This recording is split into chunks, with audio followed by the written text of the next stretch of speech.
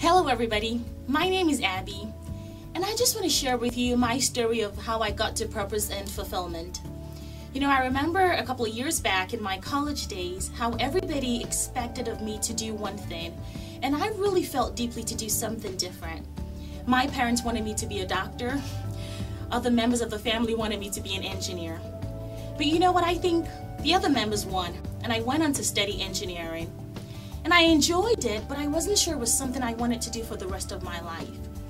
Until I graduated and got into the real world, and I worked a few years as a chemical engineer. But I was never fulfilled doing it. I was never really happy doing it. But it was just because I had let everybody win by telling me what to do that would make sure there was always food on the table, there was always a secure job, there was always going to be an industry and market niche for me. And that's what I chose to run with out of fear, based on what they were telling me. But deep inside of me, I wanted what God wanted for me. I wanted what I'd been created to do. I wanted what I'd been designed to do. What God was thinking when He formed me. And I'm not knocking all the engineers out there or all the doctors out there. I think they're doing a great job.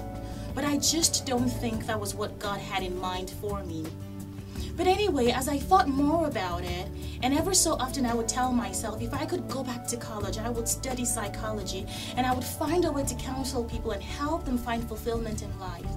I would say that, but until it hit me one day, why don't you just do it? Who says you can't go back to college? Who says after getting married and after having 3 children, you can't do it? And understand this, I had my fears. I was concerned, how was I going to handle this? How was I going to go to school with being a wife and being a mother of 3 young children? And also all of my other roles that I was already playing in my life, how was it going to play out? But most of all, how was I going to just let go of a field that had promise of a career and promise of a stable market opportunity and go and do what I thought God wanted for me? I always knew that Jeremiah 29:11 said, "For I know the thoughts that I have for you, thoughts of good and not of evil, so that you might have an expected end." And I still couldn't put Jeremiah 29:11 into my life to make sense of it until it hit me one day. There was more to that context. There was a verse 12 and a verse 13 and a verse 14 that I was yet to discover. And so I'm just going to take a little bit of time to read it to you. And hopefully you'll understand my story a bit better. So Jeremiah 29:11 already says, "I know the thoughts that I think towards you, says the Lord, thoughts of peace and not of evil, to give you an expected end." And 12 says, "Then ye shall call upon me, and ye shall go and pray unto me, and I will hearken unto you." 13, "And ye shall seek me and find me, when ye shall search for me with all your heart, and I will be found of you, saith the Lord. And I will turn away your captivity, and I will gather you from all the nations, and from all the places whither I have driven you, saith the Lord. And I will bring you again into the place where I have caused you to be carried away captive." This made sense to me. I felt stuck in a field that I didn't think was what God had intended for me.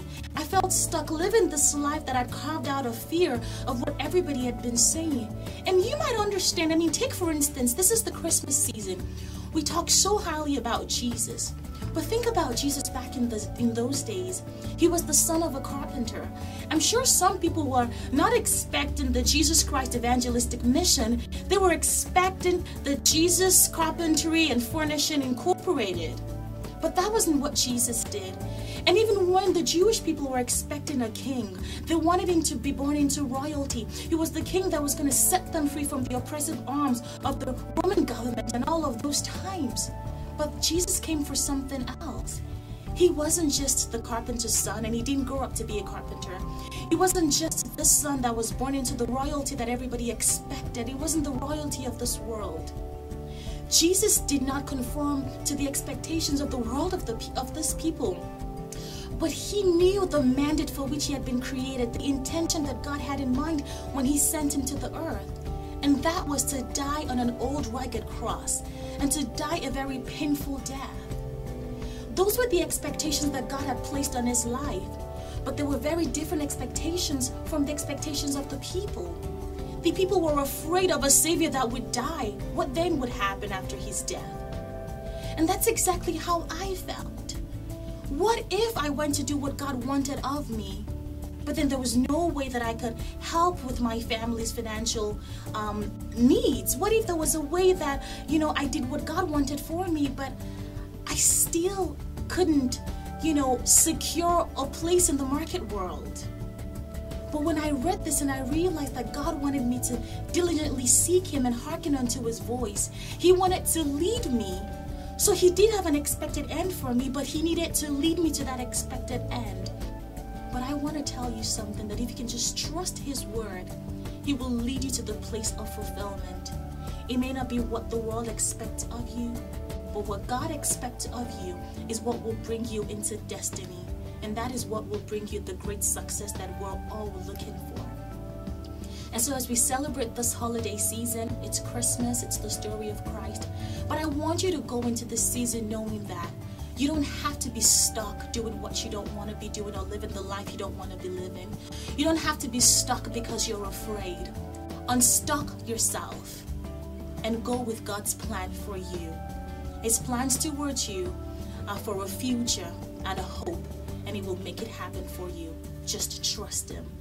Merry Christmas.